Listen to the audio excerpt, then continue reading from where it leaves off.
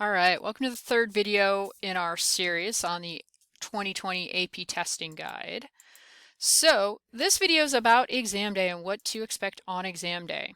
So I'm going to talk about the 2-question exams because that's what we're taking again for AP Human Geography and AP Psychology.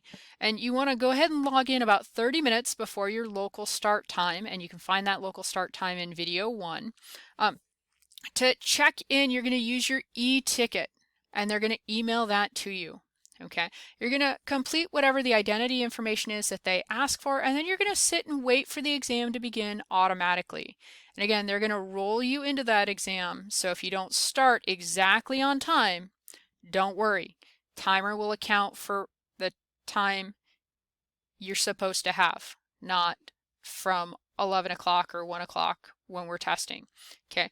For question 1, you're going to get 25 minutes. Make sure you read the question, read it completely, then start answering. Okay, and you want to read it completely and then start answering because you don't want to leave points on the table because you get stuck with part A when the reality is you knew C, D, E, and F and could get points, right? So read it completely, answer what you can, and then loop back for those ones that were giving you a little bit of a heart attack or some trouble. Then with 5 minutes left, you're going to submit your response. And then you're going to wait for question 2 to appear.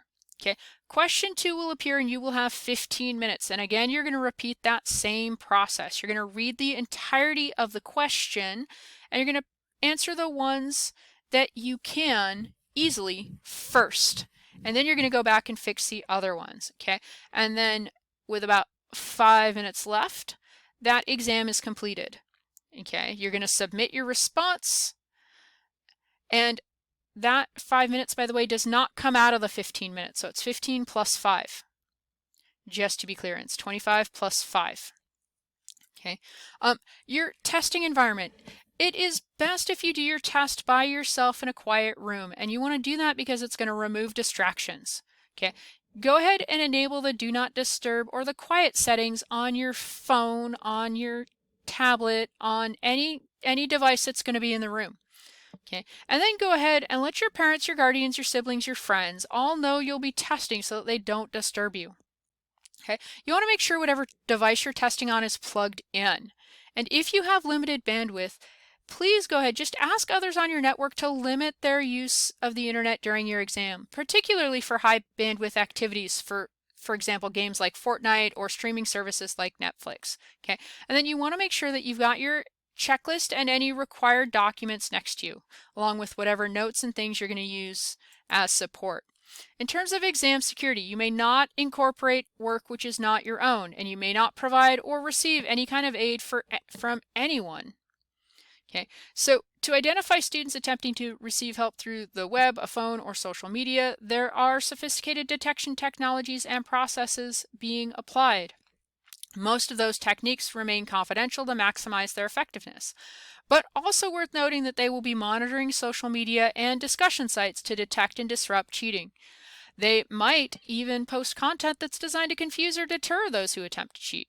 Okay, and then any attempts to cheat will be detected immediately during testing or will be identified in June and July simultaneously with exam scoring. Okay. In addition, students' exams will be scanned by plagiarism detection software. This is something like Turnitin. Okay. And all of your responses get to come to me and I get to take a look and see if I thought you were cheating. Okay. Students found violating exam security face severe consequences, which can include having your names reported to college admissions offices for attempting to cheat and your AP scores exam scores canceled. Okay, you can find out more about AP exam scores online, and you can report any attempts to cheat at collegeboard.org report cheating. Sorry. You want to check into your exam 30 minutes before the specific start time for your exam. Okay, and you're going to do that by clicking on the e-ticket for that exam. You'll need to spend a few minutes passing through some various security filters to confirm your identity.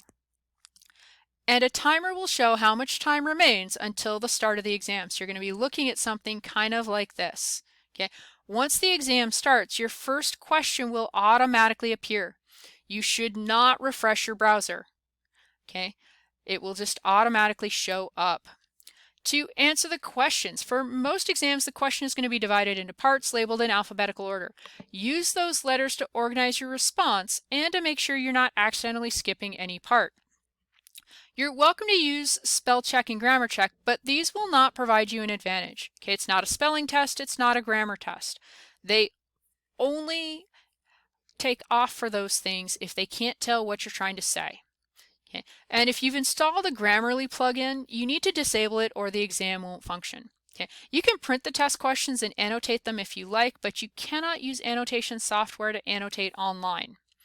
And then for exams with more than one question, i.e. the ones we're taking, okay, you cannot move on to the second question until the time for the first question has fully elapsed. So take your time.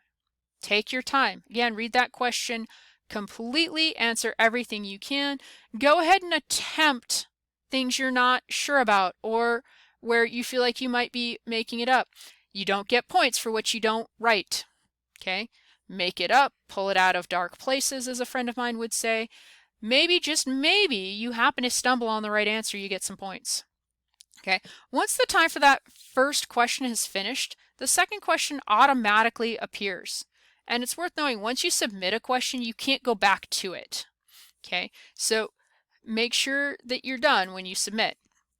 In terms of managing your time, during the exam itself, you'll see a timer at the bottom of the screen showing how much time remains to create and submit your response. You want to go ahead and keep that timer visible so that you know 5 minutes before the time is up, the timer turns red. You'll stop seeing a pop-up, you'll see a pop-up reminding you to submit your response. Stop where you are, copy and paste, or attach your work. Then click Submit. Even if you don't finish a response, you can still earn a 5. Okay, but if you don't submit your response on time, you don't get any credit at all. And not only that, you don't get to retest.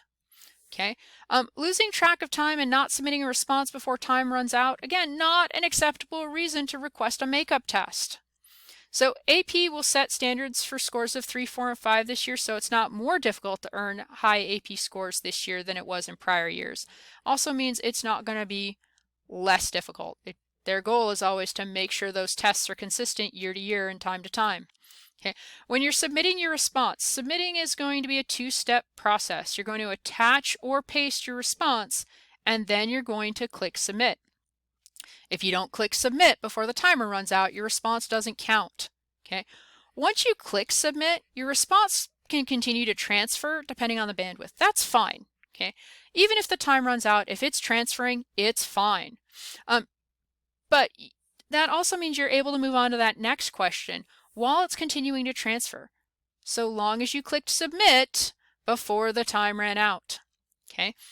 If your response continues to transfer after the exam ends, hang out. Wait for an on-screen message confirming that your exam is complete. Make sure your submissions have fully loaded before you close your browser, turn off or restart your computer. Okay, so wait for that AP exam is complete message. If you don't see it, then you need to go to College Board, or you need to go to cb.org/request-makeup to explain the situation and request an e-ticket for that June makeup date. By the way, the June makeup date will have different questions, just so you know. Okay. What kinds of things might go wrong while you're testing? If you accidentally close the browser, your device crashes, you temporarily lose internet access, you can quickly click your exam e-ticket again to return to the exam. Okay. Then just continue the exam, and if you feel at the end of the exam that the temporary disruption negatively impacted your performance, you can request an approval to take the makeup exam at cb.org/request-makeup. It's also worth noting, though, that if you request that makeup exam, it means they're not going to grade your first exam. Okay, so if you feel reasonably solid about it, don't request the makeup. Okay, and then also as pro tip, during the exam, don't refresh your browser or hit the back arrow. And if you need help or you need to request a makeup, do not call the customer service centers. They're closed due to the pandemic. Okay. If you lost too much time due to the technical problem, aren't able to connect to your exam, or experience some other serious disruption, you can just request the makeup exam. That link is cb.org/request-makeup exam. So that is video 3, what to expect on testing day itself. And again, make sure you go through and do that simulation. They're going to email out early next week on Monday. Okay, and I will see you for video 4.